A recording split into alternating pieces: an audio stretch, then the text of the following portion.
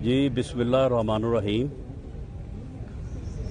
सबसे पहले तो मैं आज के दिन के हवाले से कश्मीरी कौम को, कश्मीरी मुजाहिदीन को अपनी तरफ से, अपनी जमात की तरफ से सलाम पेश करता हूँ।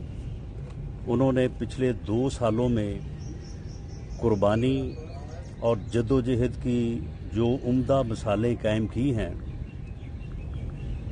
उसकी मिसाल जो है वो इससे पहले नहीं मिलती।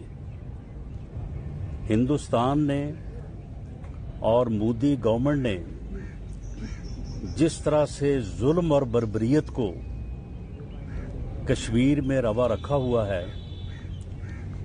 इसकी हम भरपूर मजम्मत करते हैं और इस मजम्मत के साथ साथ बरकरार नहीं रख सके, वो नहीं कर सके। और उसकी बुनियादी वजह कि एक कठपुतली सिलेक्टेड जो है वो इस मुल्क के ऊपर मुसल्लत है और उसकी वजह से पाकिस्तान अपना वो किरदार अदा नहीं कर सका।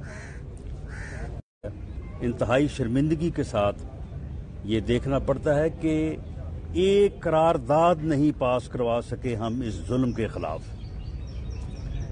अक़वाम मुत्तहिदा से क्या, जो वहाँ पे ह्यूमन राइट्स के हवाले से वहाँ पे कमेटी है, वहाँ पे हमें जो रिक्वायर्ड 15-20 ममालिक के सिग्नेचर चाहिए थे, वो नहीं करवा सके।